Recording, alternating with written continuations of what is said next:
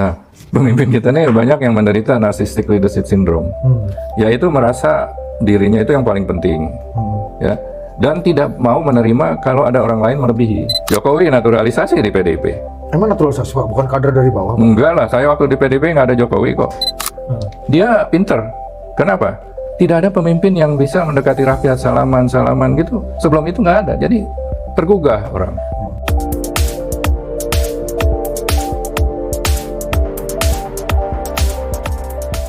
Oh, emang PDI itu emang partai yang sangat inward looking ya Pak ya? Apa kompetisinya mereka lebih care dengan pertarungan di internal ketimbang dunia luar gitu? Mereka itu ya kembali governance-nya itu semacam apa feodal gitu loh. Jadi pemimpin yang bisa mengatakan yang paling benar, nggak ada yang berani melarang atau mengkritik, apalagi secara terbuka gitu. Apalagi yang misuh-misuh di antara temannya itu pun sekarang saya kira yang anak-anak muda lebih melihat partai-partai progresif lah ketimbang PDIP. Ini yang terjadi misalnya rame itu soal Romi Soekarno ini kan di DPR kan, Arteria Dahlan mundur segala macam, itu sangat mungkin dilakukan di PDI berarti ya Pak, yang kayak gitu. Ya, Ketika misalnya PDI Perjuangan selama pemilu, after pemilu juga getol sekali mengkampanyekan anti politik dinasti, anti politik yang kekeluargaan seperti itu. Menurut Pak Lars gimana Pak? kalau kita lihat ya, saya sih lihat di sosial media komentarnya yang digantiin itu siapa namanya? Arteria. Dia bilang saya ingin mengabdi kepada ketua umum keluarga Soekarno, mengabdi bukan kepada negara dan bangsa gitu loh. Arteria aja yang jadi korban malah nggak berani ngomong. Ya kan benar nggak? Saya hanya lihat fakta di sosial media saja. Kenyataannya ya walaupun tidak memenuhi aturan, ya akhirnya juga mereka nggak berani protes. Sebetulnya dalam proses politik atau political governance seperti sekarang ini, ya ketua umum berkuasa penuh. Kalau nggak mau ya disuruh mundur aja, ya kan emang disuruh mundur itu, ganti gitu loh. Nah inilah yang political governance yang kita harus bangun, ya. Karena political governance itu adalah sebuah proses governing atau managing a country atau organisasi, ya berdasarkan proses politik. Tapi gini Pak Laks, oke kita bilang bahwa proses ini problem gitu. Di dalam skema bagaimana kita memahami demokrasi, terutama dalam konsep liberal demokrasi gitu, ini problem lah gitu. Tapi kan by fact ya, in fact-nya ini adalah sistem yang dipercaya untuk mengorganisir kalangan marhen ini dalam tanda kutip gitu ya. Bahwa mereka percaya itu. Pak Laks pernah membuat alternatif juga dulu, ternyata nggak se-powerful itu dan nggak mampu melakukan pengorganisasian se-powerful yang berhasil dilakukan oleh PDI sebagai partai pemenang pemilu 3 kali nih Selama reformasi ya? Ya betul Pak, tapi secara konsekuensinya negara kita itu tidak pernah keluar dari middle income trap gitu loh. Kemajuannya ya di situ aja, muter-muter sebagai middle income low gitu loh, karena itu juga dibantu oleh adanya booming komoditas, ya kan. Jadi saya kira memang kalau mau maju ya kan demokrasi itu satu harus ada oposisi. Kalau nggak ada oposisi dalam organisasi juga susah dong Pak. Ya oposisi itu maksud saya dalam political science, the quality of opposition will determine the quality of government kan, menentukan kualitas pemerintah. Tapi jangan salah, oposisi itu yang harus diinstitusionalisasikan, ya, dan di-provide, maksudnya dicantumkan dalam konstitusi. Kalau bukan oposisi di podcast kayak yang maki-maki gitu, dia nggak pernah suruh ikut pemilu juga nggak pernah kepilih, iya kan? Nah, kita lihat Westminster style demokrasi parlemen, oposisinya tuh hadap-hadapan. Ya, terinstitusionalisasi Pak ya? Iya betul, dan dibayar juga oleh konstitusi, dianggap shadow government. Nah itu oposisi ganti-gantian. Jadi artinya pemerintah juga akan hati-hati kalau ada skandal yang aneh-aneh, disikat dia, terbuka loh, transparan. Nah akhirnya masyarakat melihat kinerjanya. Makanya kalau pemilihan yang akan datang, oposisinya balik jadi pemerintah. Ya, nah ini syaratnya satu, oposisinya juga harus bersih. Kalau oposisinya penuh skandal, korupsi macam-macam, nggak ada yang berani. Tetapi kalau dua-duanya ini koalisi jadi satu, tidak ada oposisi, korupsi juga bisa jadi bancaannya itu jadi berjamaah, nggak ada yang kontrol. Apakah in governing atau managing organisasi seperti partai politik begitu. Jadi itu syarat mutlak dalam demokrasi. Dan yang kedua pembatasan term dari pemimpin.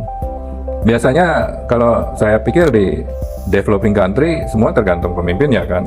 Kalau dapat yang bagus baru sebentar harus diganti lagi ya. Kalau di luar negeri, maksudnya di dalam demokrasi, pembatasan itu is a final control juga. Oke, iya betul. Nah, itu final control. Apakah tinggal 2 term, 3 term, kita nggak tahu lah. Itu debatable gitu loh. Tapi ada final term. Nah, yang kembali kepada oposisi, kita dibilang oposisinya kan udah ada pembagian tugas, legislasi, yudikatif, eksekutif.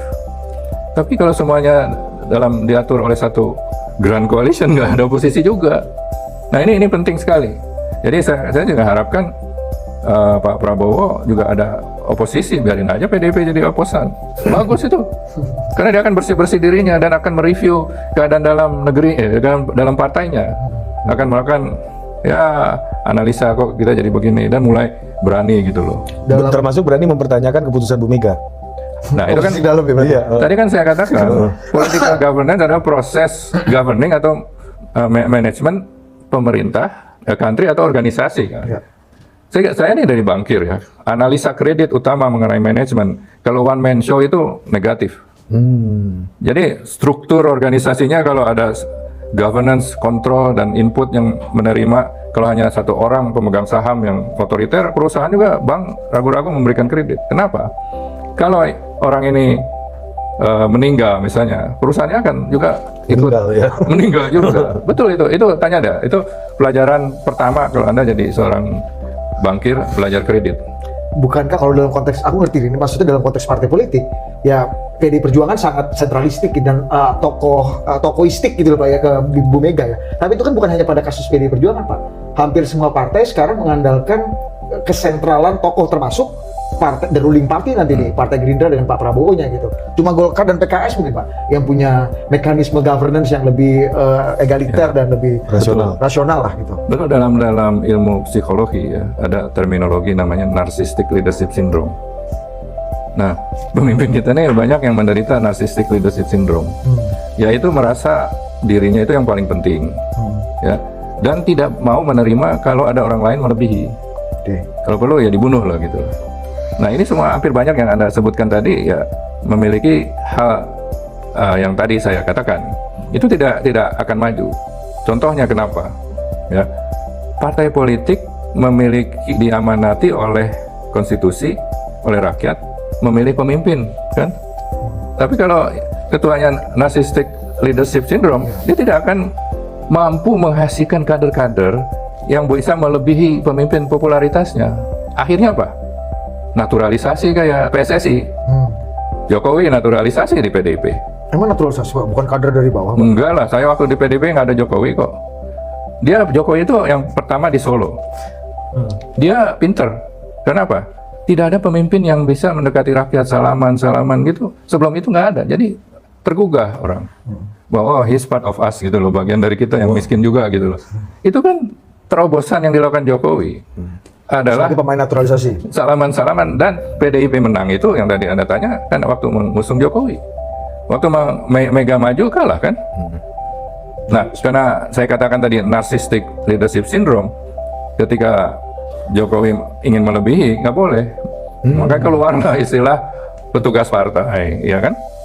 Tapi kalau misalnya Megawati ya, saya ini disclaimer, saya bukan benci Megawati, ini masukan buat teman-teman di nasionalis di PDIP. Saya juga masih nasionalis, masih merah nih. Masih marahin Bapak ini. Masih marahin ya. Pokoknya kalau kita misalnya kalah ya, sebagai pemimpin, panggillah mantan-mantan presiden kadernya ya untuk mengatur bagaimana caranya memperbaiki negara ini ya, dan harus cepat move on gitu loh.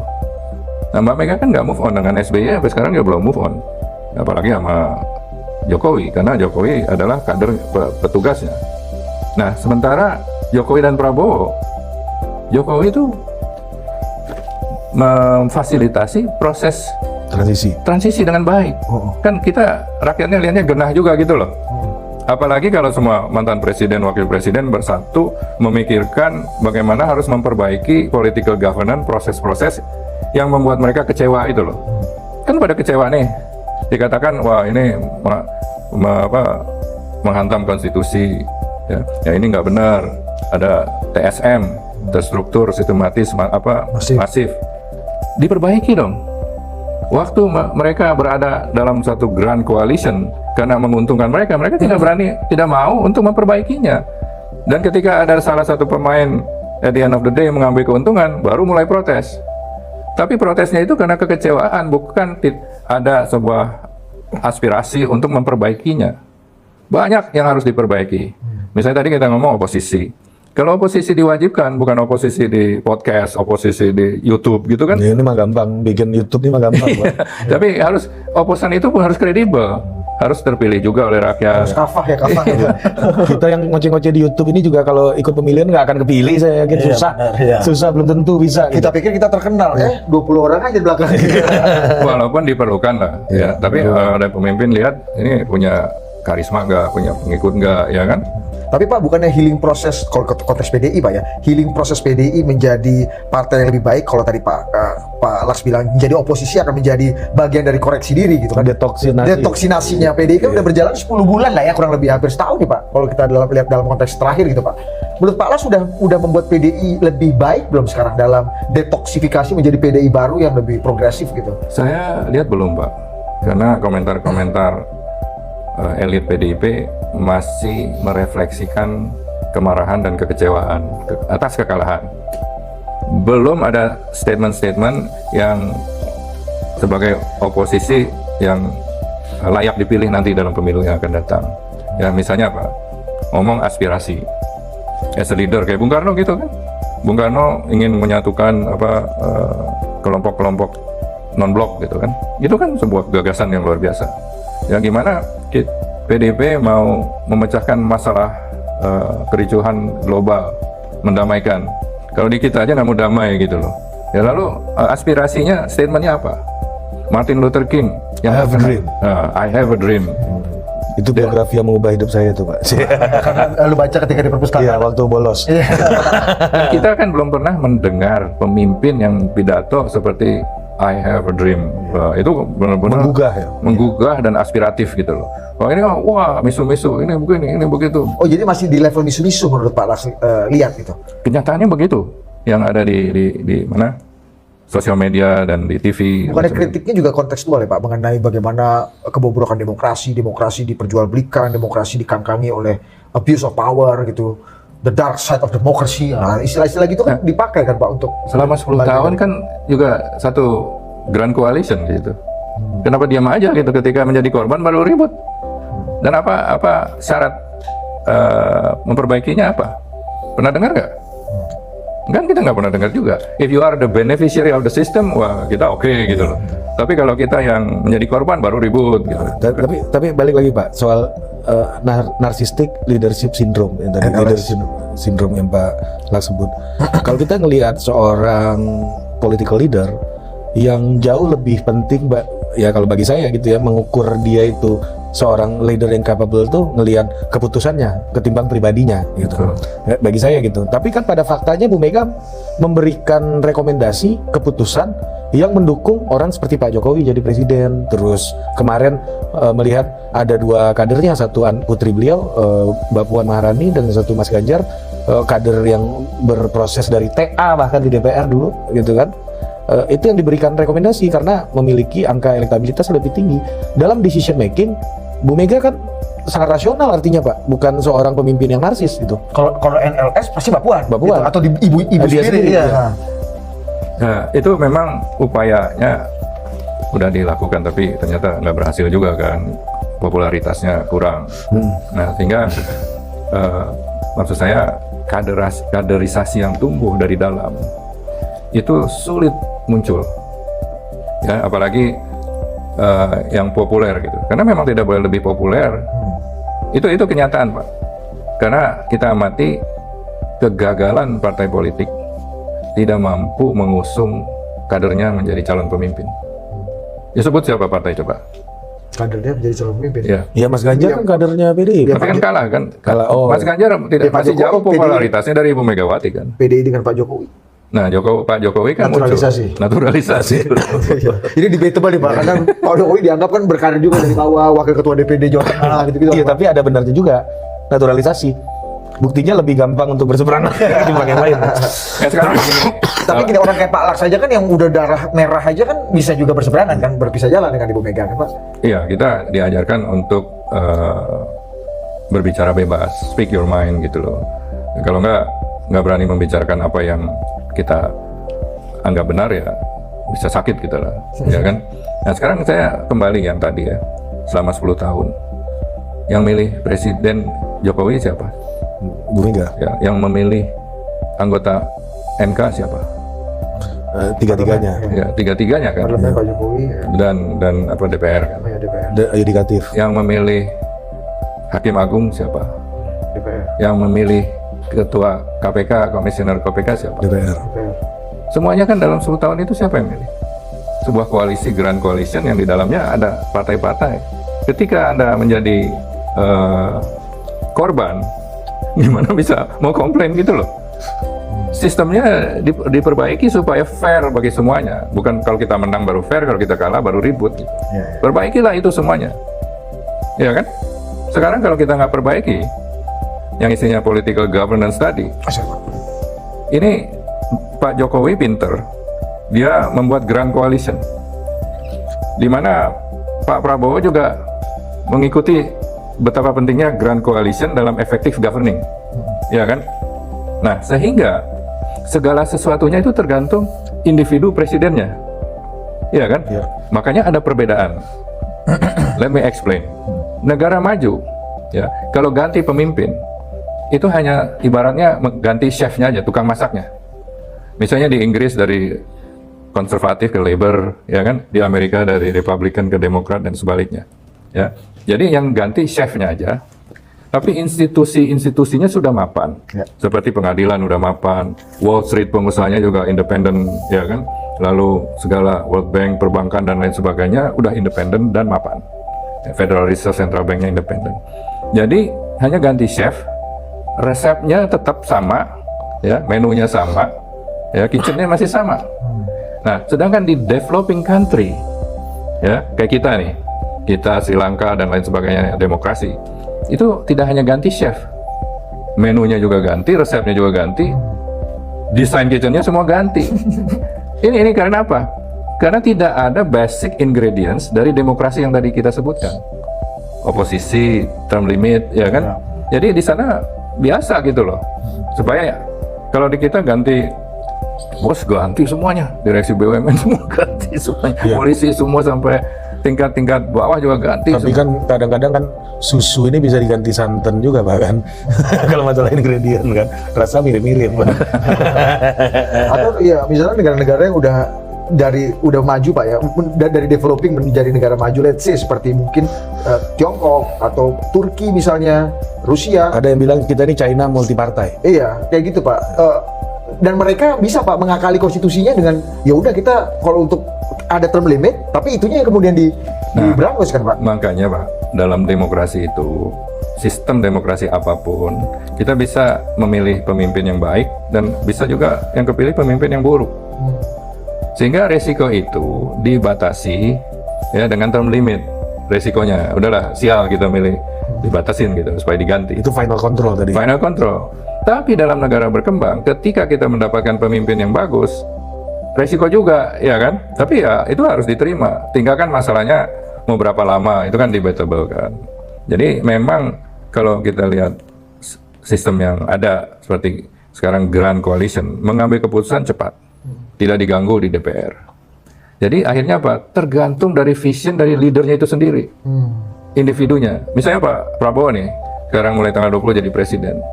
Kalau Pak Prabowo ingin membangun legacy dirinya, Indonesia akan maju. Dia kan udah mengalami fitnah macam-macam, dan ketika kalah juga difitnah macam-macam. Ya. Tapi ketika dia menerima pekerjaan dari tawaran dari Jokowi, dia terima dengan mungkin berat hati ya. Berat hati, tapi dia melihat ke depan bahwa Indonesia ini harus bersatu. Jadi tergantung dari visi. Kalau grand coalition nih, kalau grand coalition maksudnya tidak ada oposisi. nasib negara ini tergantung karakter dan visi dari leadernya seseorang. Nah, kalau leadernya bagus ya kita beruntung. Ya. Kalau kurang baik ya Kita sial aja. sial dan ada term limit gitu Final loh. control. Final kontrolnya. Iya. Nah, Pak Prabowo saya kira juga meniru Jokowi supaya governingnya lancar. Tapi kita mengharapkan dia punya visi yang benar-benar membangun legacy dia.